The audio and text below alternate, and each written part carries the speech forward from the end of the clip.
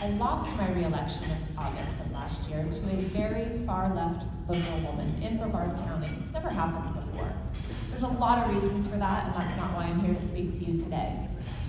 But one of the reasons, which is relevant to this conversation that I lost that election, was at the time of my re-election, mandatory masking was polling at 85% popularity. 85% of the people in the state of Florida wanted mandatory masks on everyone, including children. There was nothing in me, not anything in me, that was ever going to vote for a parent to not have the right to choose if their child should be masked. I just could not do that. So in my little school board in Brevard County, I didn't just vote against mandatory masks for children once. They made me do it twice. They made me do it 3 times, and they brought it to a vote again 4 times. I had to go down in a 4-1 vote voting against mandatory masks. Meanwhile, my opponent had an actual advertisement video going around of her in 7 or 8 masks, written on them how I was going to, cause people their lives, and I wanted to harm children, and she pulled them off one by one to show that she was for safety and security, and I was for death and destruction. Not to rehash that. Not to rehash losing an election, because that's not what this is about. Losing my election actually turned out to be a blessing. I've been able to do so much more good on this side of the wall. Wall? Is that a wall? I'm not sure what the words are. On this side of the environment. So towards the end of my term, so we served through November, I reached out to Tiffany Justice. She was a former school board member, also coming off the school board in Indian River County. And we started talking about the landscape of what was going on. Parent groups and mom groups were popping up all around the country. Not very organized, but mad as heck. You were seeing them showing up at school board meetings. You see them show up once, you see the school board ignore the crap out of them. Like, not even acknowledge that they were there. Definitely not reply to their requests. Then you saw month after month, schools staying closed around the country. Parents pleading. Kids were committing suicide. Kids were in deep depression. The things that were happening to children, and the school boards were not listening, and nobody could understand why. And as Tiffany and I discussed this, we said, we know why. We have watched the last 4 years in our positions. We've watched what's happened with what we like to call behind the education curtain, right? We pulled back the curtain when you're on the school board and you see what's going on back there. We know who has the power. It's not families and it's not parents. It's teachers' unions. It's the bureaucrats that have been in office through 4 or 5 superintendents and haven't left, and through school board member after school board member. They have their agenda and they're pushing it, and you're seeing it come out now. We saw the training for school board members. That's in every single state. That training starts at a national organizational level. They each have a sub-training level in each state. It's all the same training. Hi, school board members, sit down, shut up, get along, play nice, and make your school district look good. That's what you're trained in. Yep. So there's just no hope. There's no hope. The process has been taken over for decades, from top all the way down. And where have we been? I'm not pointing fingers, I'm going to point it at me too. Where have we, as conservatives, the protectors of liberty, where have we been for decades? Where have we been? Silent. There's one place we've been. Where else have we been? Very disorganized. Because we like independence, we like our freedom. We don't want to deal with those other people. We're definitely not organized. Where else have we been? On the couch complaining, in front of your keyboard on Facebook complaining. I see you guys out there. I see you keyboard warriors. You think you're really affecting change? You're not. Sorry. I'll tell you where you're not. You're not at school board meetings. And I know that because I sat in conservative Brevard for 4 years on a school board, and Bob White, I've seen you at my school board meeting. Thank you so much. When we had some Second Amendment issues, Bob White did show up to support me. Yes, Reverend, I've seen you there. But majority of the time, hot button political issues really affecting liberty, hundreds, and I'm not over-exaggerating, hundreds of red shirts from teachers' union representatives, chanting, cheering, booing, sending me emails, me and all my counterparts. And I'd be lucky if I could find 5 friendly faces out there. And what happens? School board members are humans. They cave one by one. You got 500 people screaming at you, or 5 people being silent, supporting you, maybe speaking up. You go with the 500. And that is how it's happened. It's not rocket science. It's not hard to figure out why this is happening. And so as Tiffany and I discussed this, we saw a real opportunity for us to use the knowledge that we gained the last 4 years to help these parent groups organize. And we decided, actually, in the beginning, we were just going to stay in the state of Florida. Those are the laws. We know, we knew Florida policy, we knew education really well in Florida. So our goal is to have 67 chapters, one per county in Florida, help these parents organize and push back and take back their parental rights. Within weeks, we had chapter requests from around the country.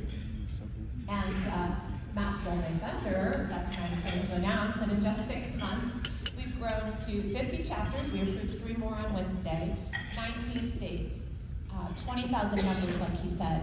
But the thing is we have hundreds of chapter requests in the queue. We work through 10 or 20 of them because we interview. We take a process with people. They have to meet requirements to start a chapter.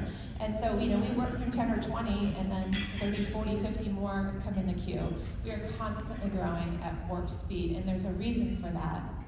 And the reason is people want their liberty back. Parents want to reclaim their rights to raise their children as they see fit.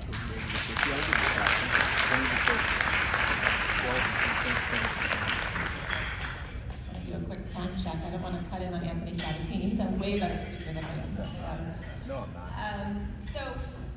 I think we covered a little bit about the background of how we got to forming Moms for Liberty and why we are here. And it's my declaration that we're here because conservatives have neglected education for decades. We, in general, have said, oh, the schools are bad, I'm going to homeschool. Oh, the schools are bad, private school's so much better, I'm going to put my kid in private school. Oh, they've taken over public education, let's just ignore it, let's get vouchers. Look, I'm for school choice, I'm for vouchers, I want parents to decide 100%. But we cannot continue to neglect public education and just hand it to them. The problems in this country today are because we've done precisely that. We need to be moving forward on both accounts at all times. We want vouchers, we want parents to be able to have school choice, we want charter schools, we want private schools, we want homeschools, we want learning pods. We want education to be flexible, but we want it to be quality education, and we cannot ignore it and continue to let the other side control the narrative in education. So, through Moms for Liberty, what you can do, actually, let me back up just a second. The next question is, what can we do to fix this problem and turn it around? If we go back to what John Adams said, that liberty once lost is lost forever, I went and researched that a little bit last night because I hadn't really looked into the context of what he was saying. It was in a letter in 1775 to his wife Abigail Adams, and there's a whole paragraph you can read that comes along with it. And she apparently, in her letter prior, was talking about how miserable things were in Boston, how just horrible the people were being treated, how their liberty was being stolen from them, and how they were being abused. And so in his paragraph in response to that, he says, they've been robbed of their, I'm paraphrasing obviously, but they've been robbed of everything they have, they've been robbed of their wealth, they can rebuild it, they can get more stuff again. They've been robbed of this and that, they've been beaten down, all that can be given back to them one way or another. And then he goes in to say, but liberty, once lost, is lost forever. And he goes on to say that once the people turn their power, once they give it away back to government entities, it's gone. Like, you can't get it back. And I don't want to refute John Adams or any of our founding fathers, but I disagree. Because we have lost a lot of liberty this past year, and we've lost a lot of liberty when it comes to parental rights and education for decades. But I'm not ready to give up. I'm not ready to lay down. I'm not ready to let them just have our kids. And I need you guys to fight with us. Oh, my ending right there. Is it my wrap-up notice? Okay. I need to wrap up, but he's coming to take my mic. Okay, so how you can help. Start local. I know all of you fight at the national level. I know you have a lot of voices about, who runs for president and those issues. I need you guys to look local. If this pandemic has shown us anything, it's what's happening. Our local leaders are making real decisions to affect our life. And school board races matter.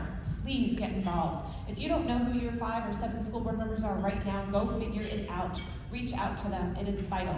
Second, have you read the Constitution? You're the Republican Liberty Caucus members. Have you actually read the Constitution? It's not hard, it's not long. Thank you, Anthony. Read the Constitution. We have a program called the Madison Meetup. Go to our website, momsforliberty.org. I'd love to see pocket constitutions. Thank you, sir. Read it, study it, know it. The reason I was in my backyard crying the day the state shut down is because I knew my rights and I knew they were being taken from me. Most of our country had no idea. They're like, oh, this is great, this is great. We need to read our Constitution. We need to teach it to our children, our grandchildren, our community members, our families. Once you know it, share it and teach it. And last, you can join Moms for Liberty. MomsForLiberty.org. You don't have to be a mom. We take dads, grandparents, aunts, uncles, cousins, anyone. We want members from everywhere.